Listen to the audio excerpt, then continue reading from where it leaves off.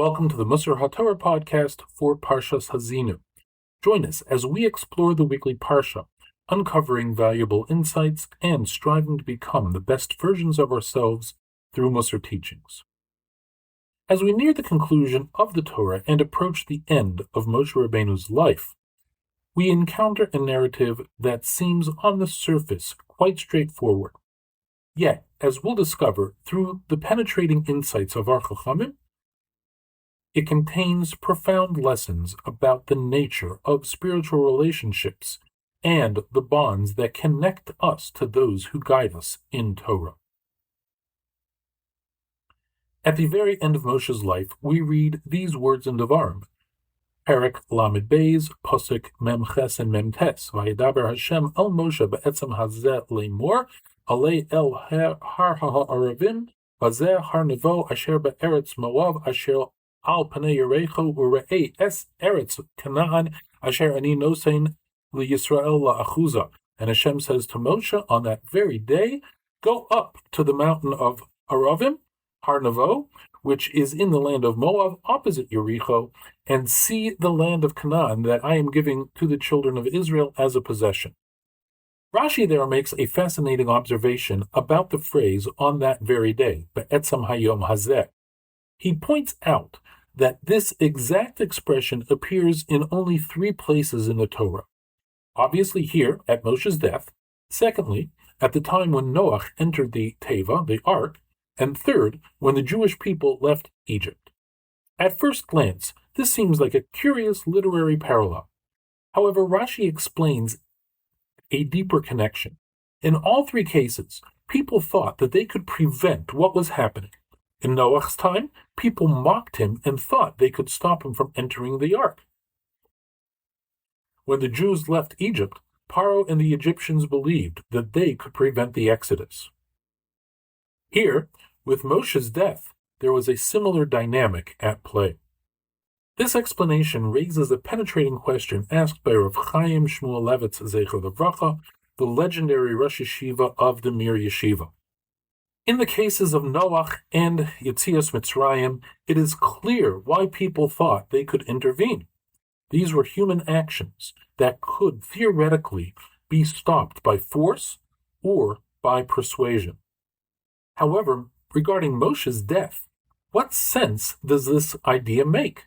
Did the Jewish people really think they had the power to prevent Moshe from dying? After all, death seems to be entirely in the hands of Hashem, not something that human intervention could alter.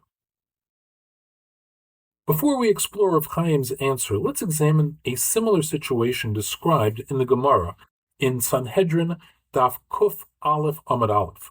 When Rabbi Eliezer was on his deathbed, several of his students came to him and began explaining why he should not die. They argued that their teacher was more important than various sacred objects, because while those objects serve only in this world, a teacher serves both in this world and in the world to come.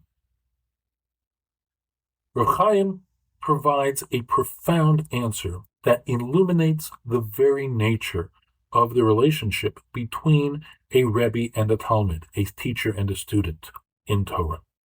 He explains, since Moshe was the teacher of all of Israel, and through his teaching gave them the opportunity to earn the world to come, Olam Haba, if the Jewish people would truly cling to Moshe with all their might, nothing short of an open miracle from Hashem would be able to tear him away from them.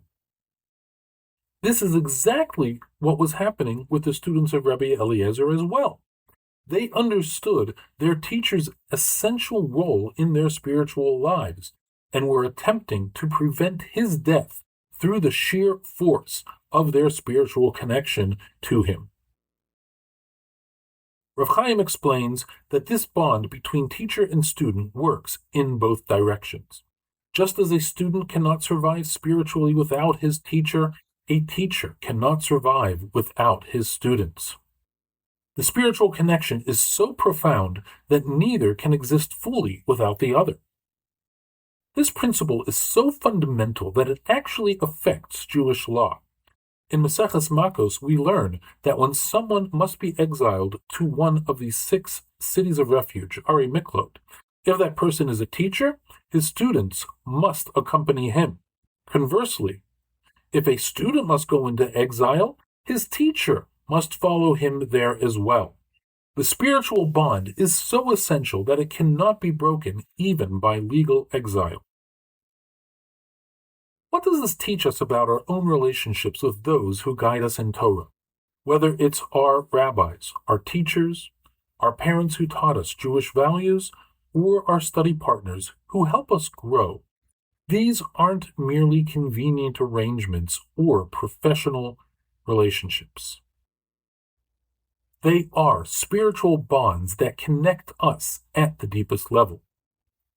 When we truly connect with someone who helps us grow in Torah and mitzvos, we are not just receiving information or guidance.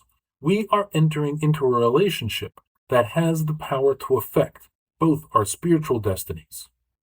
Our growth becomes their fulfillment, and their teaching becomes our lifeline. This insight has profound implications for how we approach our spiritual relationships. When we find teachers, mentors, or study partners who truly help us grow, we should cherish these relationships as among the most precious in our lives. They're not just helpful, they are spiritually essential. Let us make sure we are maintaining these connections and expressing our gratitude for the impact these people have had on our spiritual development. Secondly, almost everyone has someone they can teach or influence. Children, friends, colleagues, or community members. When we recognize our spiritual growth is connected to helping others grow, we begin to see every interaction as an opportunity for mutual elevation. This week, let's try to identify one person we can positively influence and take concrete steps to help them in their spiritual journey. This week, as we approach the conclusion of Moshe's earthly mission, let us reflect on the spiritual relationship in our own lives. Who are the people who have helped shape our understanding of Torah and Judaism? Have we expressed our gratitude toward them and our gratitude to them? Are we maintaining those connections? Equally important, who are the people we have the opportunity to influence and teach? Are we taking that responsibility seriously? Are we creating the kind of spiritual bonds that can endure and elevate both teacher and student? Moshe's approaching death wasn't the end of his influence. Through his teachings in the Torah, he continues to be our teacher even today, thousands of years later. The spiritual bonds we create in this world have the power to transcend time and space. When we invest deeply in relationships of mutual spiritual growth, we are participating in something eternal.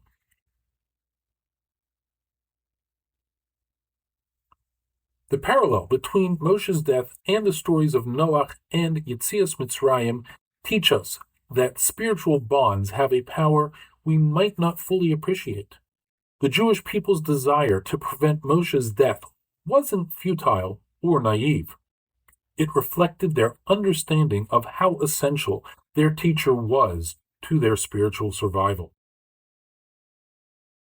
In our own lives, let's strive to create and maintain these kind of deep spiritual connections. Let's be the kind of students who recognize the precious gift of having teachers and guides. Let's be the kind of teachers and mentors who can understand that our own spiritual well-being is connected to the growth of those we influence.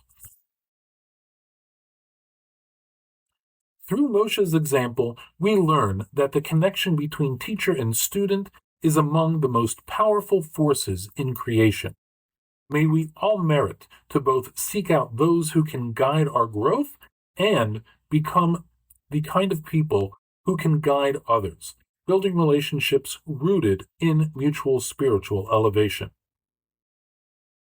Thank you for joining us for this episode of the Moshe Torah podcast. Until next time, may we all continue to grow in our appreciation for the sacred relationships that shape our spiritual lives. Have a good Shabbos.